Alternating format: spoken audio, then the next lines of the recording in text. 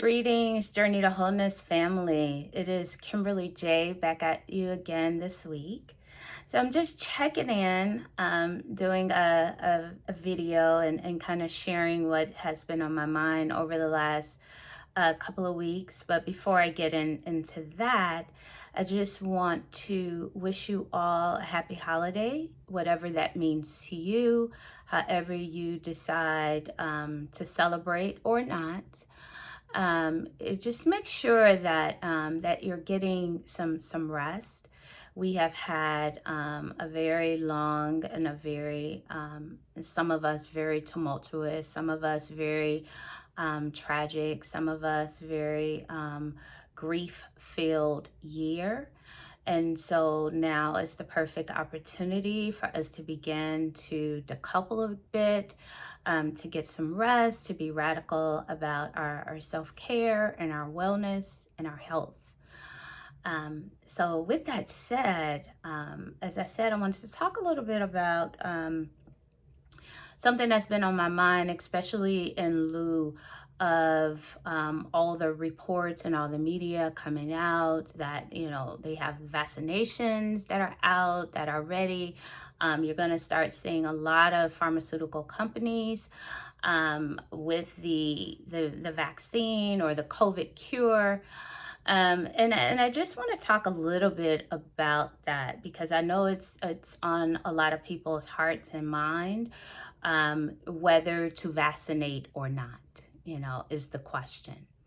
And so with that question, it comes a lot of responsibility, and determining what is best for you and best for your family. And so it's a decision that I'm hoping that people don't take lightly. I'm hoping that it is my desire that people really think critically about if it is in alignment for or for or with them. And the reason that I say that is that we are all unique. Okay, we have unique bodies. We have unique circumstances. We have unique positionalities. We have our unique space.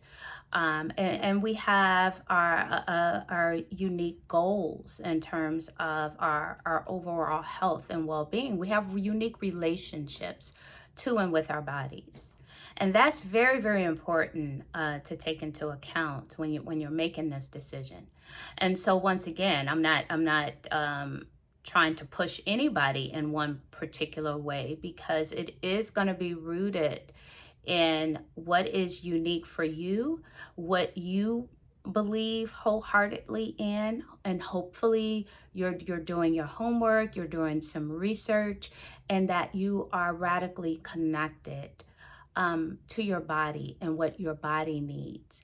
And when I say that, it is very, very important for us, and I think this pandemic is really teaching us, is to be radical students of our own bodies, really to learn and to understand where you have energetic blocks, where you are not the healthiest, where you can be improving your overall health and well-being. And this pandemic is really pushing some of us, and I hope everyone, to really reflect more on the holistic aspects of healing their bodies, which includes our mental well-being, our physical well-being, our spiritual well-being, our emotional well-being. And with that comes, when we are tending to those aspects of ourselves, it really does do the work of building up our immune system. In the middle of a pandemic or any health crisis, take out, the COVID thing, if it's a virus, if it's a flu, if it's, whatever that is causing disease and imbalance in our bodies, the only defense mechanism that we really have is our immune system. And so when we look to vaccinations or popping pills and other pharmaceutical solutions, it absolves us of the responsibility of really being radical stewards of our own health and well-being. So taking that into account, when I say making this decision to vaccinate or not, it really is rooted in understanding what is in divine alignment for you, making sure that you have, before making this decision, I encourage everyone to make sure that you have some type of practice of meditation, of reflection, of stillness, where you are able to really center and get the divine wisdom and answers that you need for yourself. Really understanding what's in divine alignment for you. And if you are not willing to do that, and that's understandable, then don't, push or force others into choosing what you think is best for everybody else. And so that's why I'm sitting here. I can't tell you, I'm not going to tell you what's best for you, but I am going to give you some wisdom and some knowledge about some things that I have researched, some things that I do know is true. So thinking about the vaccinations, a lot of us are like, oh, wow, it's here. That's great. I can't wait to get mine. But be discerning at the same time. So you're thinking about, when you think about or you see the media and the rollout of the vaccination is to predominantly Black and brown communities or essential workers. And so it's this, hey, we care about you. We want you to get vaccinated. We want you to be protected. But in the same token, this is the same system that cannot even give us, stimulus payments or money for us to be able to stay at home and to truly be safe, to stay at home and to stop the spread of the virus by staying at home. So here in America, that never has really happened. There were always people that still had to be out there working, like McDonald's was an essential place, that stayed open. So think about all of the people who were exposed to the virus, by working at McDonald's. And these are the same, essential workers or people that they want to be first in line to give the vaccine to. So things like that, just be think critically about that. Something doesn't sit right with that when the CEO of Pfizer, the company that created and made the vaccine, he won't even take it. He hasn't taken it yet. And so when wealthy elite people start standing in line and they have the photo ops of them taking a vaccine, then, just kind of pause and think about that. I'm still not saying, you should take it, but that'll give you more information and more tools to understand whether or not if this vaccination is best for you. And I want to talk to Black folks in particular because there is a lot of history behind us mistrusting and distrusting modern medicine, rooted in a lot of the experimentation that has been done. And we keep saying has been done. It continues to be done. And so we have to think about that too. But not only think about that, let's go beyond. Most of us say, oh, what they did with the Tuskegee experiment.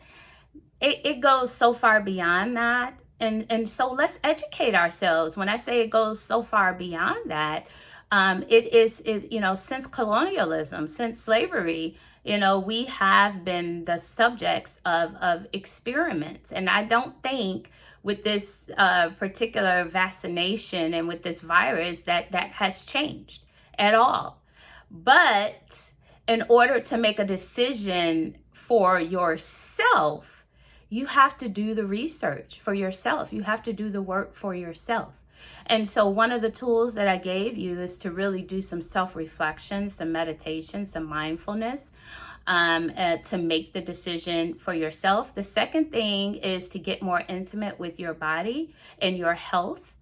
You know, if you are not focused on eating right, getting exercise, getting enough sleep, refraining from stress, if you are not diligent about your own health, then I don't know what makes you think that running and getting a vaccine is going to save you. Okay.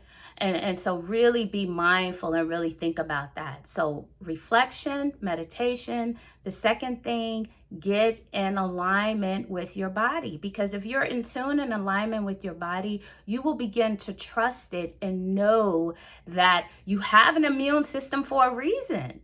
The immune system is meant to fight viruses, bacteria, illness, disease. That is why we were created with an immune system.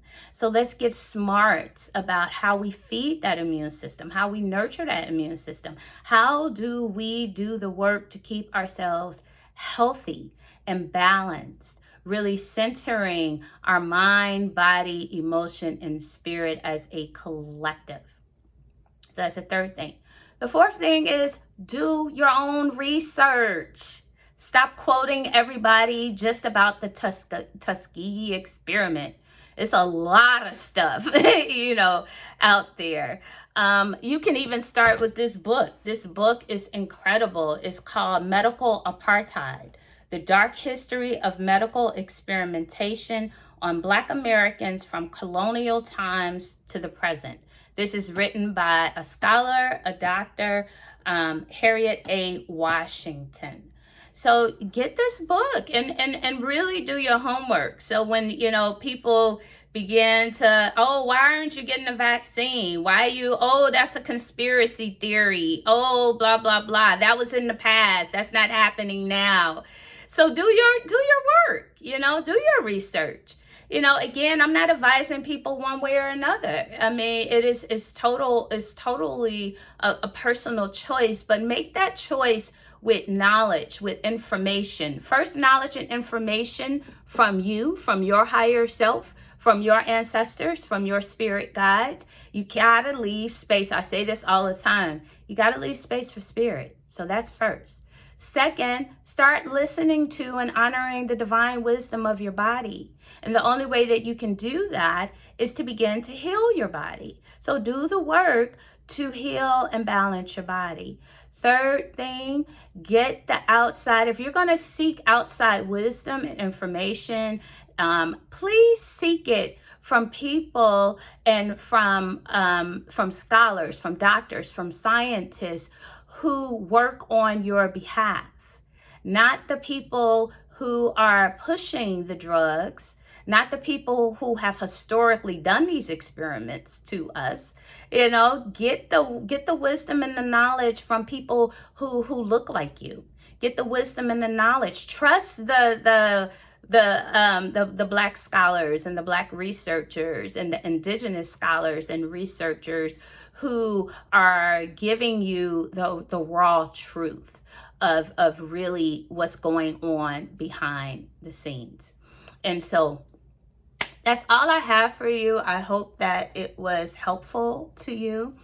As I said, over the next couple of weeks, I'm going to be practicing what I preach. I am going to be taking a break, resting and restoring my mind, body, and spirit. So the Journey to Wholeness Center will be closed over the next couple of weeks. If something comes up and is urgent, please email me. I will continue to check emails.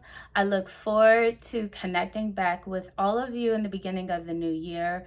I am still taking appointments for the new year for spiritual life coaching, for Akashic readings, as well as Reiki sessions.